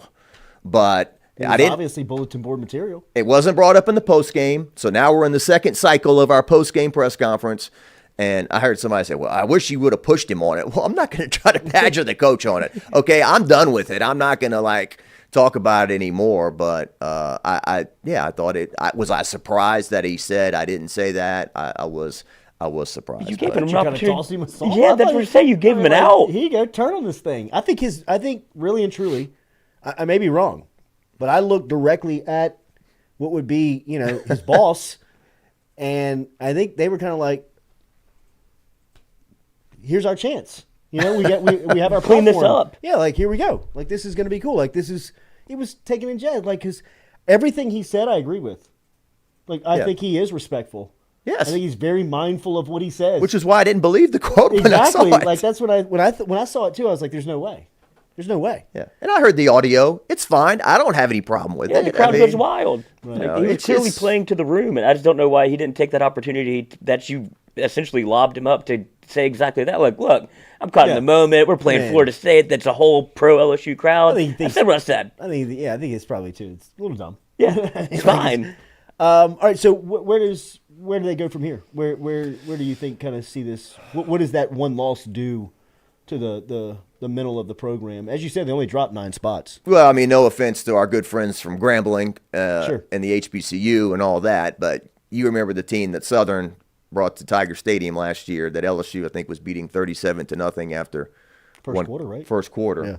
I think Southern beat Grambling in the Bayou Classic pretty handily, if I remember correctly. So that kind of gives you an idea of what kind of team's coming in here. So I don't think there's anything LSU can do this weekend that's going to make anybody feel better, much better. Okay, they can get Caleb Jackson in the game, maybe Trey Holly. They can play Nussmeier. They can play some guys we didn't see last weekend. Chris Hilton, as we referenced, Shelton Sampson. Of course, the redshirt rule where you can play guys in 4 games and not cost them a year. They can do all that. But really, the reset button's going to be in Starkville, Mississippi, in 2 Saturdays at 11 a.m.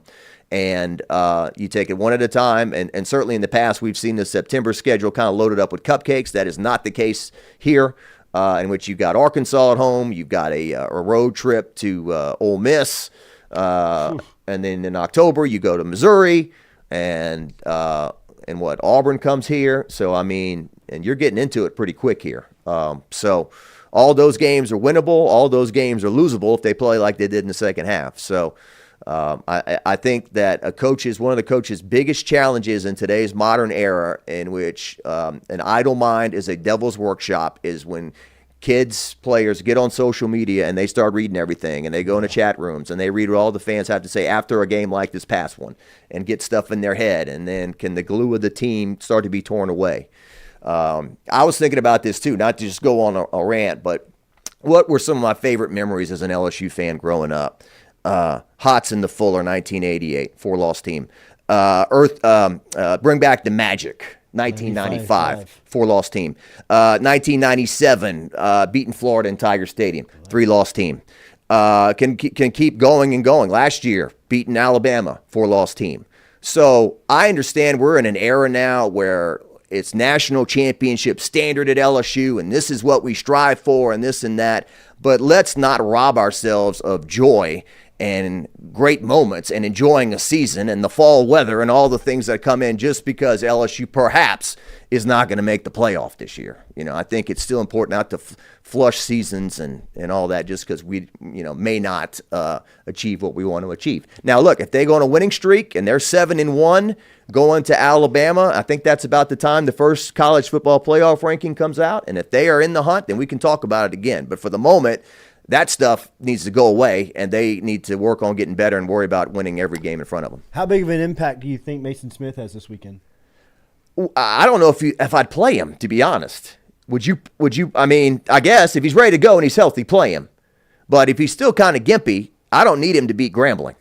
So Mississippi State is when I need him. So I don't know if they're weighing that or not. I haven't investigated that. But I'm sure that Mason, after well over a year of not playing, and especially with the game in Tiger Stadium, wants to get out there. So, yeah, I'd like to see him out there and stuff some running backs and get to the quarterback. I don't think LSU sacked the quarterback last game. Who did not? No sacks.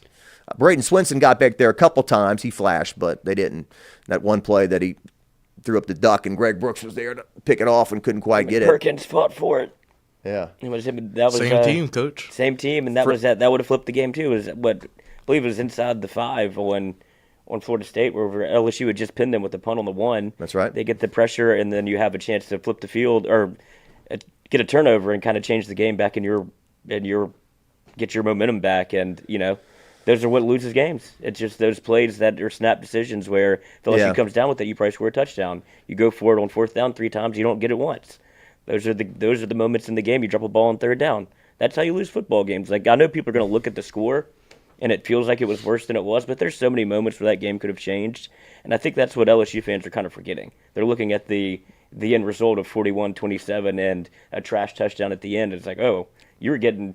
It never looked like it was close. You were winning that game going into halftime. Yeah, and that'll be tough to overcome, no matter what LSU does moving forward. If they're having a playoff discussion and should LSU get in, and you're looking at 45-24, sure. I mean, that's a big wart. But, and the Keon Coleman story, I did a sit-down with Shea Dixon yesterday, and what is the story on this guy? So he was a basketball star. He played for Randy Livingston. Yeah, Opelousas Catholic, right?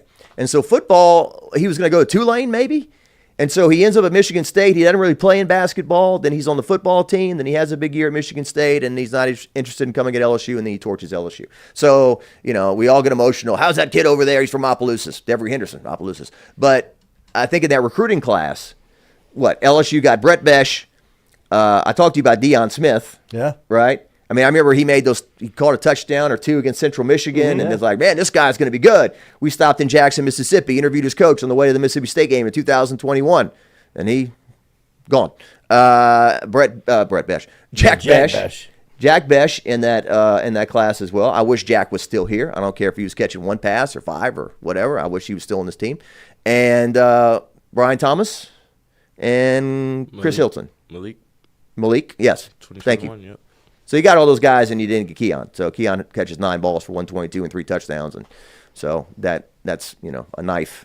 But that does hurt. Said it in the post game. He was never. He goes, my family likes LSU. I don't like LSU. I didn't want to go there. So it's what it is. It is what it is.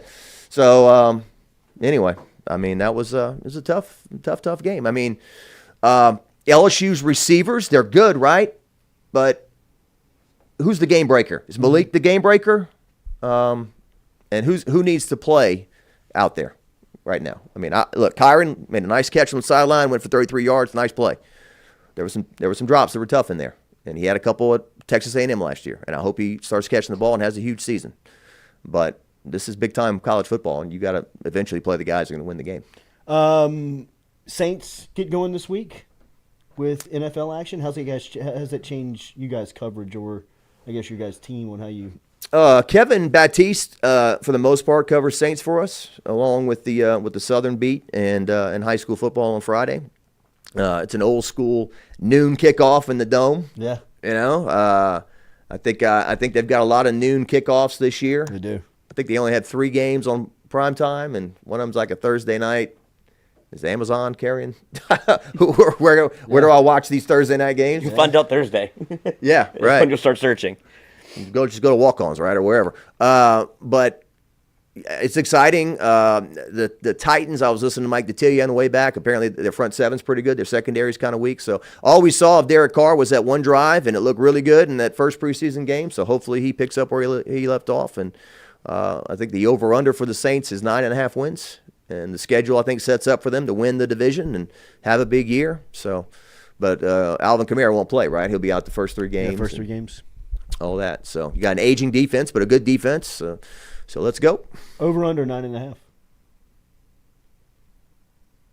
Over. I'll say they'd make it to 10. Nice. Jacques, every Wednesday right here on the Jordy Culotta Show. Remember, follow him on Twitter at Jacques Doucet.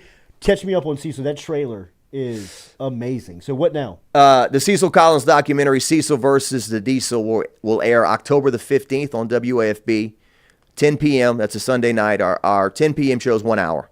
So Darren DeQuano, who's done an amazing job with this, who's edited everything. I'm watching it just like you are, and like, holy cow. So he's editing it, and so we'll have a version that will fit in that 1 hour window, and then there'll be a version that's perhaps a bit longer that'll go to the web. And it'll be ready to go. So it's a complicated, tricky story to tell in some spots. I bet we are not going to do the Urban Meyer thing and run away from the controversy and pretend like that didn't happen. We are going to tackle those things. Obviously, you have to tell that to show where he is today.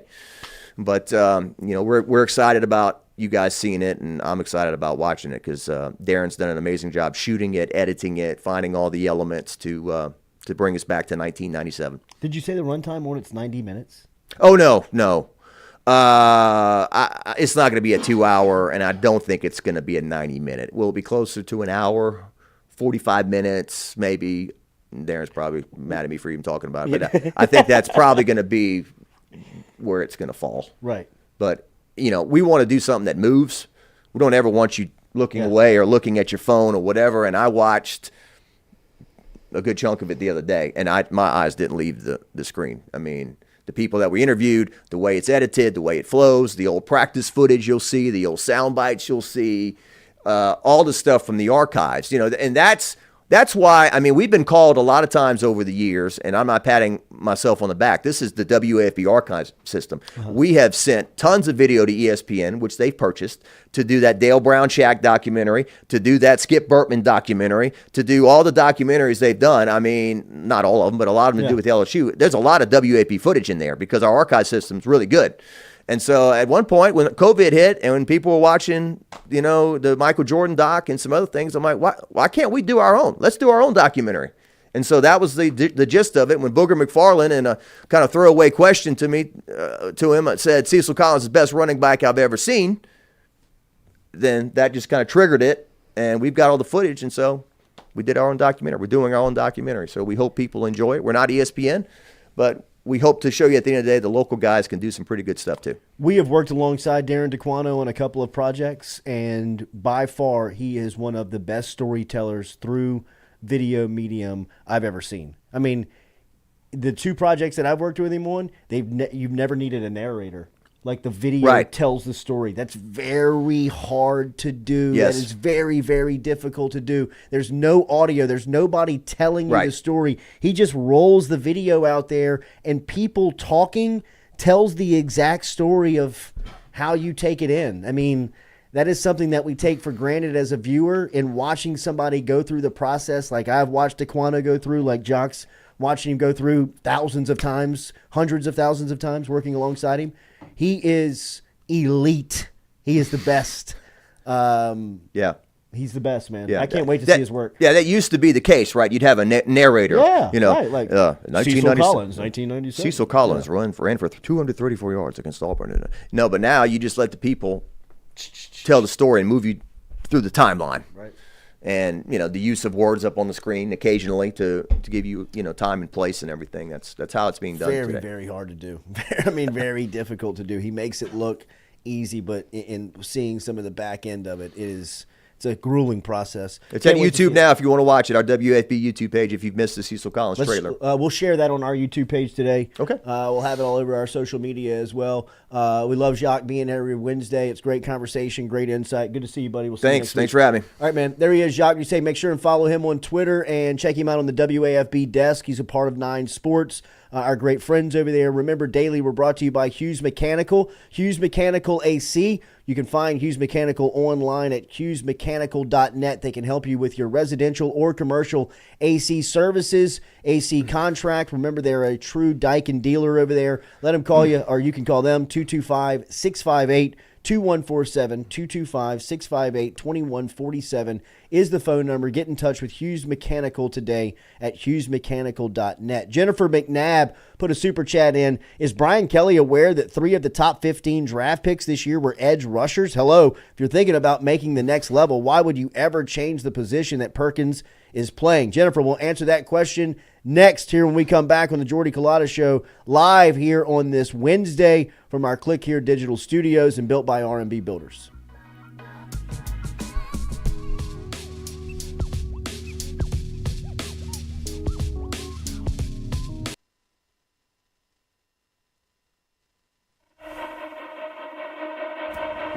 in the market for a mortgage lender, you need to start with Doug Bickley and his team.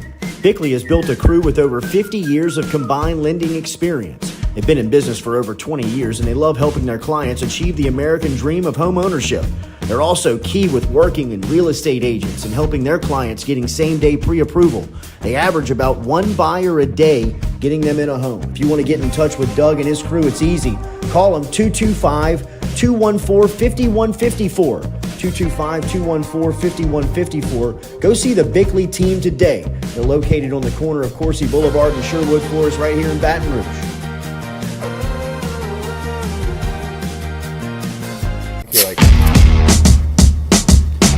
Is it time to wash your house or business? Call the pros at Hydro Wash today. Get them out with their low-pressure, soft-washing cleaning approach. From commercial buildings, rooftops, and residentials, Hydro Wash is ready to get your place shining. Find them on Facebook or call Curtis at 225-933-7068. Take it from me, Hydro Wash came by and made my house look like new. What was best was the professionalism. They picked up everything, made the clean, and then put everything back to where it belonged. Get in touch with Curtis today. Call him at 225-933-7068 or find Hydro Wash on Facebook. What's up? What's happening? Chilling with a couple of cool guys. You? Chilling and watching some tube. Hold on. Did you do it? Hold on. Did you do it? Roof's up. Hold on. Roof's up? Roof's up! Roof's up! Hold on. Hold on. Hold on. Beautiful roof every single time. True.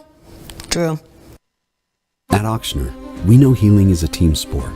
That's why we've partnered with world-renowned orthopedic surgeon Dr. James Andrews to create the Auctioner Andrews Orthopedics and Sports Medicine Institute. Whether you're a professional athlete or a weekend warrior, our team of specialists are dedicated to getting you back in the game. So whatever your reasons are for reaching your personal best, we've only got one. You. Auctioner Andrews Institute. Long live you. Are you looking for sound financial advice? Then get in touch with Daniel Newman of Edward Jones. You can call him today at 225-261-8262 or email him daniel.newman@edwardjones.com. If you're planning for retirement, saving for college for children or grandchildren, or just looking for sound investment opportunities, get in touch with Daniel today, 225-261-8262, located on Magnolia Square Drive in Central. Daniel Newman of Edward Jones.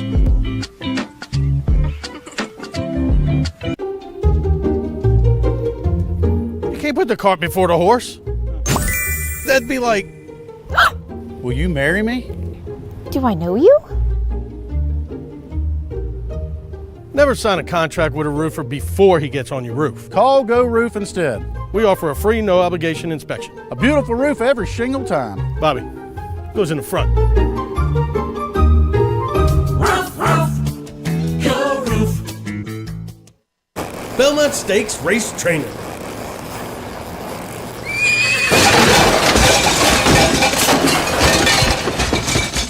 I'm sticking to roofing. Roof, roof, Go Roof.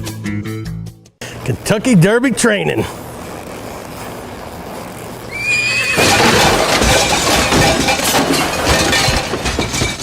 I'm sticking to roofing.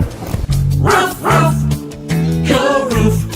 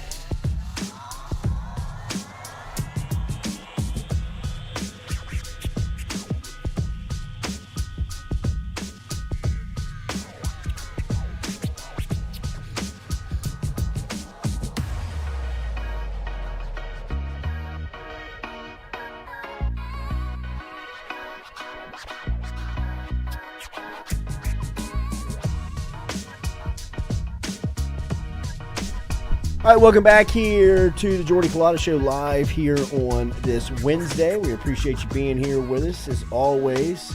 As Jacques here on this Wednesday, just like he is regularly with us. We had a couple of you asking questions, including Jennifer McNabb, who sent in the super chat. We appreciate you, Jennifer. Look, and she was asking about the position change for Harold Perkins and what it means. And as far as the NFL goes, 3 of the top 15 picks were edge rushers, and that's also a very high and lucrative position in the NFL as far as paydays and contracts go.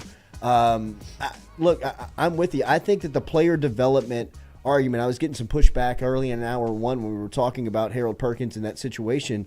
It is the responsibility of the college program to get the player ready for the next level. It is not the college football program's responsibility to make sure that they fit into a position at the next level. Like, if Harold Perkins plays the position that he's suited to play at LSU and he develops at that position, then he's going to be ready for the NFL draft when it comes that time. If somebody is specifically looking for him to play middle linebacker 4 or 5 years from now, it's not LSU's responsibility to make sure that somewhere down the line that he can play that position. They're still going through the development pattern with him, but they're using him in their best interest. It's not like you're cutting off Harold Perkins' nose to spite his face. I mean, you're still developing him into a solid football player. You're still teaching him the game and concepts and scheme, but it would be like you walked to Florida if you were the Denver Broncos or New York Jets and said, hey, do you mind playing Tebow at tight end? Yeah. Why? Well, we think down the line he's not going to be a quarterback. He's going to play tight end. Well, I mean, like Tebow, you're like, well, I mean, you're going to be a tight end in the NFL, but you're our quarterback now, and we have a chance to win the national championship. What do you want to do? Because for us, you're going to be our quarterback, right? Like, it's not the Florida Gators' responsibility to make sure he's a good tight end 5 years from the time that he leaves, right? I mean, that would be my argument. I mean, hopefully that's not sounding selfish to the player. I think you still have the best interest of the player in mind. You're not going to Harold Perkins and saying, hey, man, look, we're not going to teach you the game. You just have to do this one thing, and when you get to the NFL, they're going to ask you a question, and you're not going to know what they're talking about. I mean, you put Harold Perkins on the chalkboard, I'm sure he's a pretty smart football player. But just because he can run a little bit faster than everybody else, he's got a couple of, he's got a smaller, little bit more instinct. I mean, I think his true skill at football is that Tyrann Mathieu sees the play before it happens. That to me was his skill set that made him a little bit different. He was always around the football. He was always in the right spot. He was always making a play on the ball. That just doesn't happen coincidentally. Like, if you've ever played football, it's very hard to do that.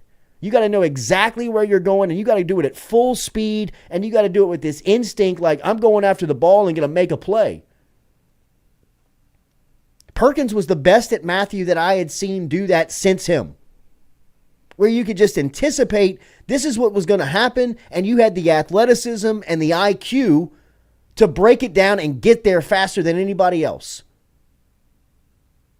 You give that type of player something where he's got to think, where he's got to look, read, react, do all this stuff. Like, you've taken his natural skill, his natural gift, really kind of away from him. Right? I mean, no recruit is going to look at Harold Perkins last year and think to themselves, man, they're not developing Harold Perkins. They're going to look at Harold Perkins and they're going to think, I want to be that dog. I want to play like that in college football. Recruits like big plays. They like splash plays. They like winning more than anything. You win, you get the attention of the recruits. You take somebody's skill set that's a naturally gifted player and just has something that, the rest of them don't really have. and you neutralize that, you become an easy target for other coaches to go after in recruiting. So I'm with you, Jennifer. I don't know why this position change is so intense and so looked at like it must happen. I don't understand that. Right? I mean, like, he does a skill set. He does something that's great. Refine that. Continue to develop that. If he develops other traits and skill sets along the way, I mean, really, he'd have to add 25 pounds to be an inside linebacker, in my opinion. And then if he adds 25 pounds, don't you take away his best skill set? I mean, he runs like a running back. He moves like a slot wide receiver. I mean, if you're packing 25 pounds on him, I mean, does it make physical sense to do that? I'm asking. I don't. It doesn't to me. And nowhere does it make sense that he's a middle linebacker. I mean, I look at. I know that Micah Parsons comp is out there. He's a guy that played the middle. They moved him to the outside. He becomes probably the NFL's best defensive player. Yeah, he's definitely in the conversation. I just think that the reason for the switch or what they're trying to do is because of, like I said earlier in the show, it's how do you avoid Harold Perkins becoming a non-factor? But I agree with you to a certain extent too, where what he does innately well is you can't teach that. There's no way to coach somebody to be like Tyrann Mathieu. You either have it or you don't. That's why they're so few and far between. And the more that you put, it felt like on Perkins' plate, it locked him up. And it took away his ability to just play free. And I think that's the balance that they're trying to find. And I'm not saying that you stand him up at defensive end and bring him off the edge. I say you have to be creative with the player that has the athleticism and skill set that Perkins does. It's probably not easy at this point. I'm not saying that you just roll the ball out there and he's going to be an All-American if you just say, hey, man, go get the quarterback. Like, you're going to have to scheme him into situations where he's playing one-on-one with a tackle. He's playing one-on-one with a running back. He's playing in space and in situations where he can go make a play. Putting him in the middle of the field where guards and tackles can get their 320-pound hands on him ain't going to work. It's not going to work. And maybe not everybody has guards and tackles like Florida State and they can get by with it. Maybe that's the fact. I don't know. But I know that I've seen him come off the edge and spy. He does that better than anybody I've ever seen through 8 games. I mean, really. I look at the way they used Mathieu in his sophomore season, and I think similarly, you can use a player like Perkins, and it's not like I'm saying put him at DB, but remember when, like, who was it that was suspended? Somebody didn't play at cornerback, and they were like, Tyrann, can you play corner against Florida? He was the National Defensive Player of the Week. He's got this versatility to him where, like, move him around. Like, I would make sure my quarterback has to find number 4 every single time you break the huddle. Every single time you step to the ball, you got to be like, where is he? Where is he? I mean, if I put him directly in the middle, you know every time I break, 4's right here. Like, one play, put him on your backside. One play, put him on your front side. One play, put him in front of you. One play, put him at a strong safety look. I think he's that type of player, really. And I think really from the next level standpoint, he makes more sense as a safety. Is that taboo? Is that crazy to talk? I mean, he moves, he runs like a running back. He doesn't hit. He can't stand up to blockers at a linebacker like you really have to. If I move him a little bit further out of the box and I can use his athleticism in the pass game, I mean, who's to say he can't break on a ball and pick it, make one guy miss, and he's in the open field? I mean, is that? I'm not a football coach, but I look at Harold Perkins' skill set and I see that is not a middle linebacker, right? I mean, like, that's not what they look like. That's not what they're asked to do. He's a guy that's a specialty player that you got to move around. Who's my guy for the Philadelphia Eagles that they moved him to outside and totally changed his life? Hassan Reddick? Is that Reddick? Reddick, number 7 for the Eagles? Yeah, Hassan Reddick. Is that him? I mean, they're trying to play him inside. Nobody can make him work. Stand him on the outside. He's an all-pro. You know what I mean? Like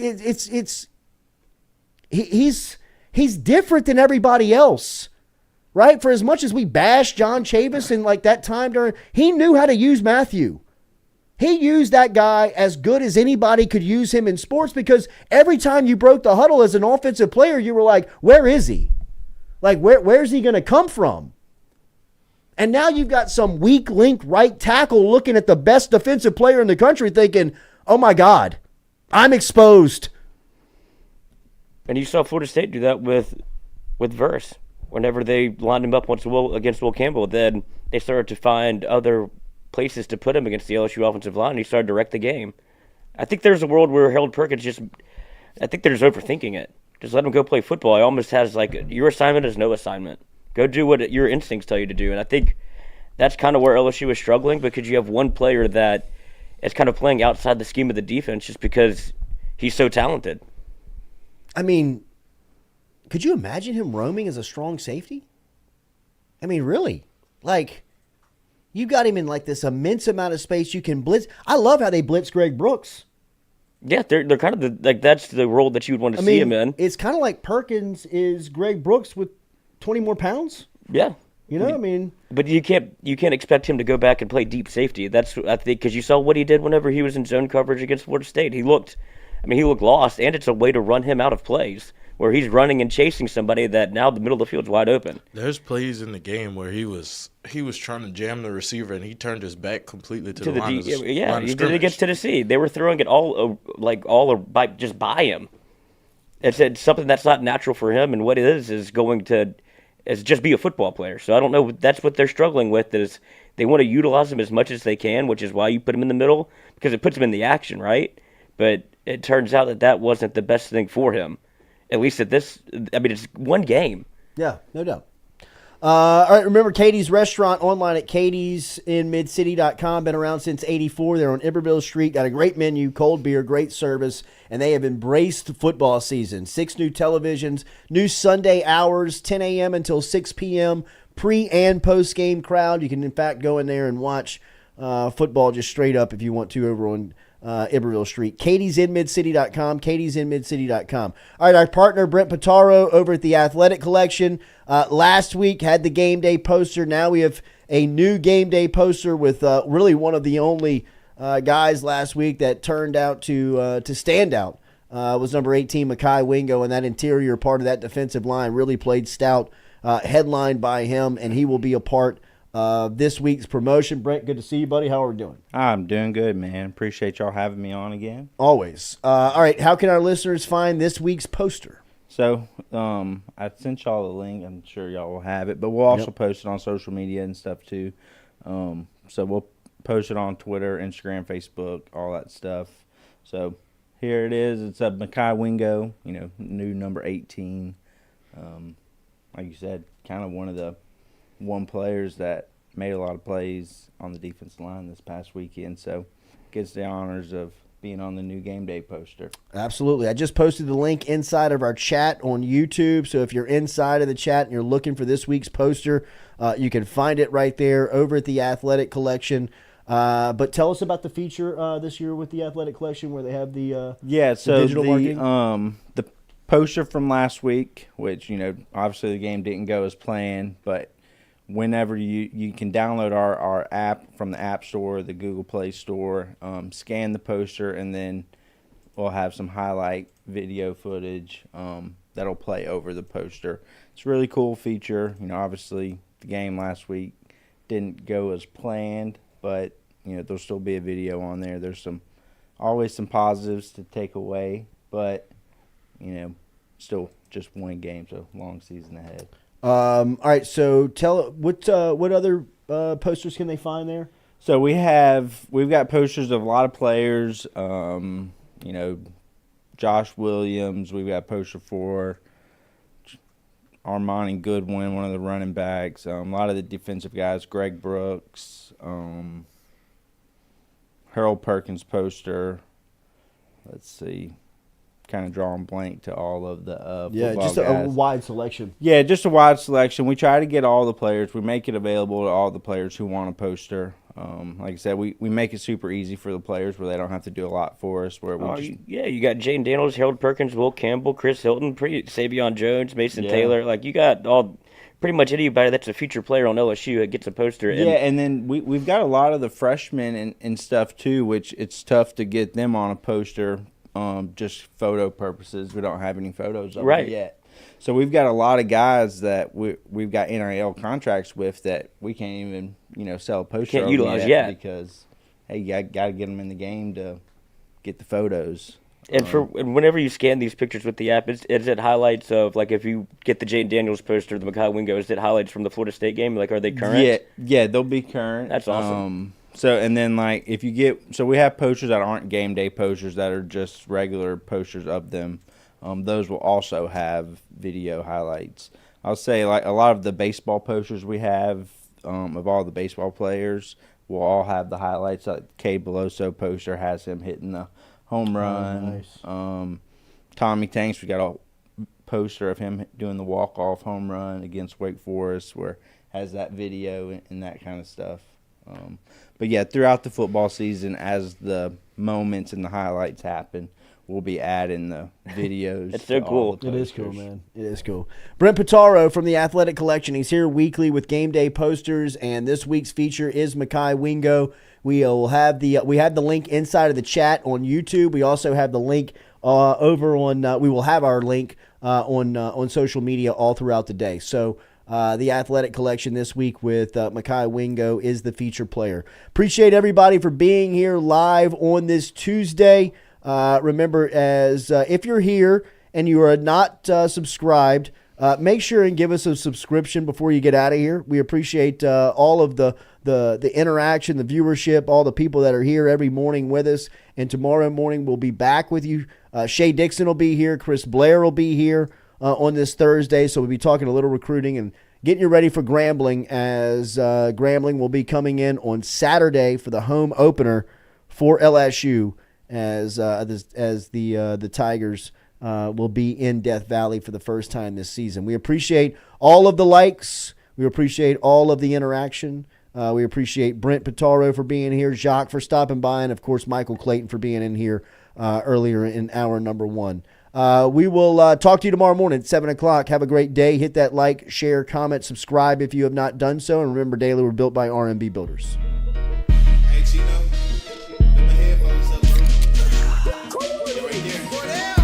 Monday through Friday from 7 to 9. Yeah, you see the notification, we about to go live. We got all your favorite guests, we got them in line. It's the Jordy Culotta Show, come have a good time. It's the hottest show around, we ain't got to flex. Call up G, we get it done, we earning our respect. Tell recruits to let us in, where they going next. Throw up the L's, now we lit, band playing neck. From the boot to the east to the west coast. No matter where we at, we live, mic'd up for show. Open up the phone lines, come and join the show.